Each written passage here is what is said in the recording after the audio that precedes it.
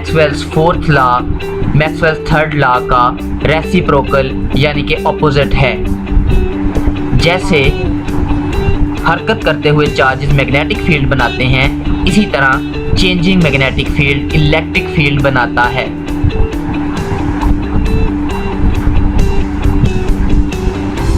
ये Maxwell's fourth law है।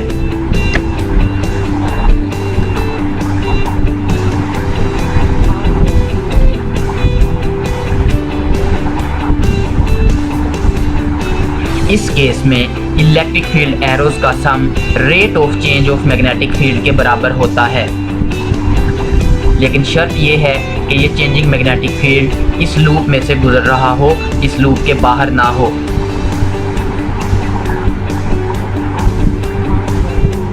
Electric field loop के साइज या उसकी शक्ल पे डिपेंड नहीं करता।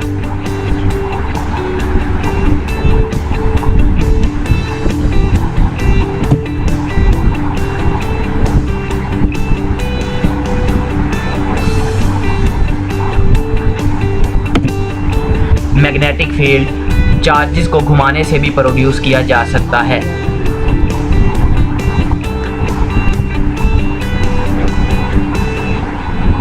फर्ज करें कि हमारे पास दो चार्जेस के रिंग्स हैं, जिनमें से एक चार्जेस का रिंग घूम रहा है जबकि चार्जेस का दूसरा रिंग स्टेशनरी है।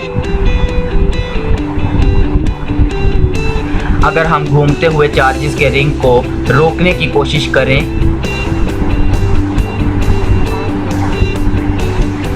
तो मैग्नेटिक फील्ड कम हो जाएगा, यानी कि नीचे वाले चार्जेस की लूप में से मैग्नेटिक फील्ड चेंज होगा, जिससे इसके गिर्द इलेक्ट्रिक फील्ड पैदा हो जाएगा, जो कि इन चार्जेस को, जो कि नीचे वाले चार्जेस का लूप था, उसे घुमाने लगेगा।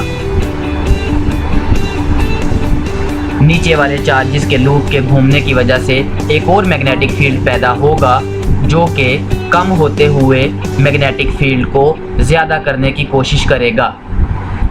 इससे हमें ये पता चलता है कि मैग्नेटिक फील्ड चेंज होना पसंद नहीं करते।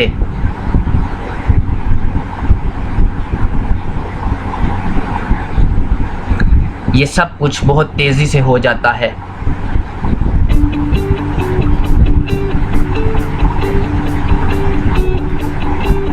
जब भी हम मैग्नेटिक फील्ड को चेंज करने की कोशिश करेंगे, मैग्नेटिक फील्ड इस चेंज के खिलाफ या इस चेंज की मुखालफत करेगा। मैग्नेटिक फील्ड तब्दील होना पसंद नहीं करते, जैसा कि यहाँ दिखाया गया है। अगर हम नीचे वाले रिंग को रोकें तो ऊपर वाला चार्जेस का रिंग घूमने लगता है, जिससे मैग्नेटिक फील्ड की चेंज के खिलाफ काम होता है। अगर हम दोनों रिंग्स को ज़बरदस्ती रोकें तो ऐसा करने से बहुत स्ट्रॉन्ग इलेक्ट्रिक फील्ड पैदा हो जाता है, क्योंकि मैग्नेटिक फील्ड बहुत तेज़ी से चेंज हुआ था। अब अगर हम दोबारा इन दोनों रिंग्स में से ऊपर वाले चार्जेस के रिंग को रोटेट करवाना चाहें तो नीचे वाला चार्जेस का रिंग अपोजिट डायरेक्शन में रोटेट करेगा। ऐसा इसलिए होता है कि चार्जेस के ऊपर वाले रिंग को रोटेट करवाने से मैग्नेटिक फील्ड बड़ा था। नीचे वाला रिंग इस मैग्नेटिक फील्ड को फिर से ज़ीरो करना चाहेगा, क्योंकि रोटेशन से पहले दोनों लूप्स में से मैग्नेटिक फील्ड ज़ीरो था और मैग्नेटिक फील्ड ज़ीरो से चेंज होकर बढ़ना नहीं चाहता।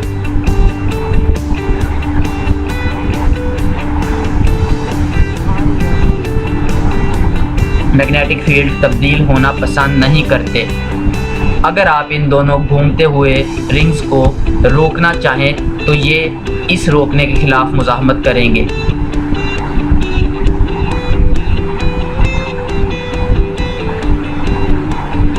जब भी हम किसी एक रिंग को किसी सीमत में घुमाते हैं तो दूसरा रिंग खुद ब खुद उसकी मुखालिफ सीमत में घूमता है, ताकि मैग्नेटिक फील्ड ज़ीरो रहे, क्योंकि मैग्नेटिक फील्ड घुमाने से पहले दोनों रिंग्स में से ज़ीरो था। इसी उसूल पर एक ट्रांसफार्मर काम करता है, जैसा कि इस एनिमेशन में दिखाया गया है। जब पहली कॉइल में से चार्जेस एक सीमत में घूमते हैं तो दूसरी कॉइल के चार्जेस मुखालिफ सीमत में घूमने लगते हैं और यही वजह है कि एक कॉइल में घूमते हुए चार्जेस दूसरी कॉइल में ईएमएफ इंड्यूस कर देते हैं। हम इस असर को और मजबूत कर सकते हैं अगर हम दोनों कॉइल्स के दरमियान एक मैग्नेटिक मटेरियल रख दें, और मैग्नेटिक मटेरियल के बारे में हमने पहले ही पढ़ा है कि ये मैग्नेटिक फील्ड को और मजबूत कर देते हैं।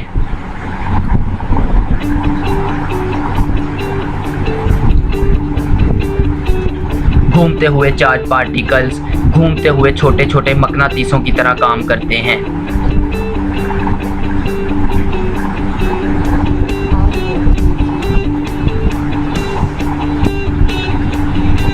जब दूसरी कॉइल में से घूमते हुए मकनातीस मैग्नेटिक फील्ड को चेंज करते हैं तो उसमें ईएमएफ इंड्यूस हो सकता है। हम चेंजिंग मैग्नेटिक फील्ड एक घूमते हुए मकनातीस से भी पैदा कर सकते हैं। यही वो उसूल है जिस पे जनरेटर काम करके बिजली बनाता है।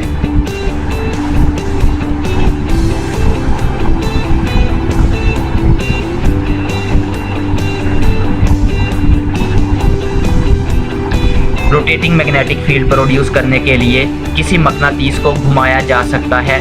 ऐसा करने के लिए आप मकनातीस को किसी पहिए में से पहिए के साथ लगा सकते हैं।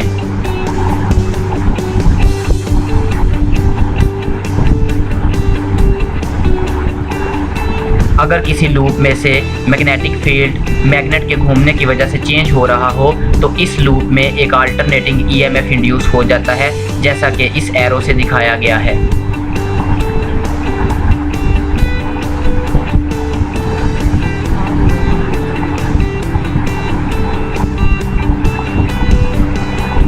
ये लूप में इलेक्ट्रिक फील्ड प्रोड्यूस हो चुका है।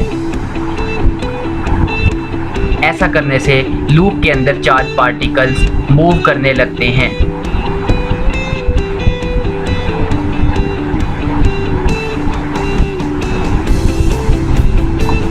रोटेटिंग मैग्नेटिक फील्ड पैदा करने के कई तरीके हैं। पहला तरीका हमने देखा जिसमें एक मकनातीस को घुमाया गया था। हम रोटेटिंग मैग्नेटिक फील्ड घूमते हुए चार्जेस से भी पैदा कर सकते हैं, जैसा कि यहाँ दिखाया गया है।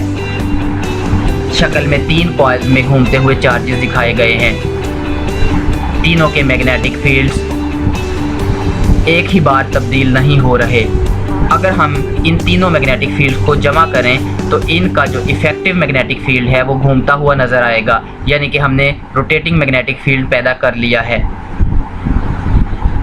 अगर हम इन तीनों कॉइल्स के दरमियान एक और मैग्नेट या मकनातीस रख दें तो वो मकनातीस इस घूमते हुए मैग्नेटिक फील्ड को पकड़ने की कोशिश करेगा, लेकिन वो पकड़ नहीं पाएगा क्योंकि ये मैग्नेटिक फील्ड मुसलसल घूमता रहता है, और नतीजा ये होगा कि मकनातीस खुद से घूमने लगेगा। यही वो उसूल है जिस पे सिंक्रोनस मोटर काम करती है।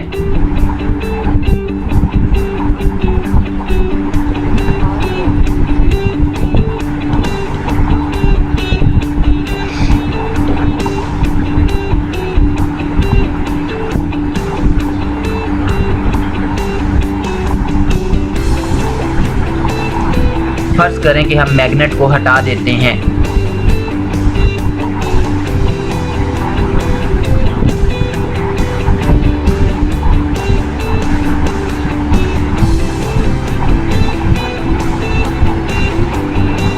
हम रोटेटिंग मैग्नेटिक फील्ड के बारे में तसव्वुर कर सकते हैं कि ये एक घूमते हुए रिंग की वजह से पैदा हुआ है, जैसा कि चार्जेस का घूमता हुआ नीला रिंग दिखाया गया है। अगर चार्जेस का घूमता हुआ रिंग घूमने भी लगे तो मैग्नेटिक फील्ड भी घूमने लगेगा। फर्ज करें कि हम इसके अंदर एक और लूप किसी भी मटेरियल की रख देते हैं। जब चार्जेस का घूमता हुआ रिंग घूमेगा तो इसका मैग्नेटिक फील्ड ग्रीन वेक्टर की शक्ल में घूमेगा। जब ये चेंज होता हुआ मैग्नेटिक फील्ड इस अंदर रखी हुई कॉइल में से गुजरेगा तो इस कॉइल के इर्द गिर्द एक इलेक्ट्रिक फील्ड पैदा हो जाएगा जो इस कॉइल के अंदर मौजूद चार्ज पार्टिकल्स को घुमाने लगेगा। इन चार्ज पार्टिकल जो कॉइल के अंदर वाली कॉइल के चार्ज पार्टिकल भी घूमने लगे हैं, इससे अंदर वाली कॉइल भी एक मकनातीस बन जाएगी और मकनातीस बन के घूमने लगेगी,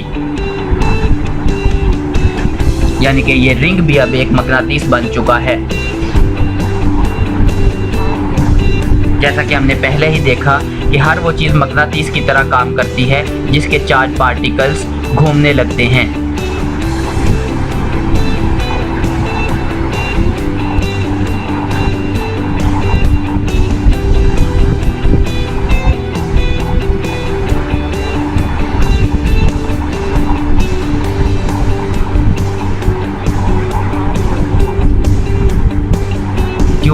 क्योंकि स्टेशनरी रिंग एक मकनातीस बन गया है और ये भी घूमते हुए मैग्नेटिक फील्ड के साथ घूमने लगेगा। यही वो उसूल है जिस पे एक सिंक्रोनस मोटर काम करती है, जिसमें हम रोटेटिंग मैग्नेटिक फील्ड में कोई मकनातीस नहीं बल्कि एक स्टेशनरी रिंग रख देते हैं और वो भी घूमने लगता है।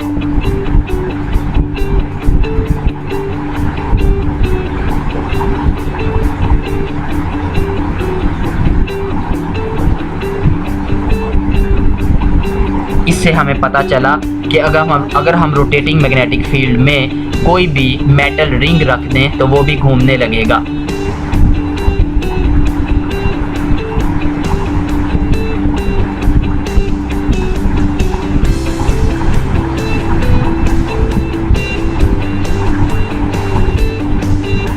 अगर हम रोटेटिंग मैग्नेटिक फील्ड में एक रिंग की बजाय बहुत सारे रिंग्स आपस में जोड़कर लगा दें तो वो भी घूमने लगेंगे। याद रहे कि रोटेटिंग मैग्नेटिक फील्ड 3 कॉइल से भी प्रोड्यूस किया जा सकता है और किसी मकनातीस को घुमाने से भी प्रोड्यूस किया जा सकता है।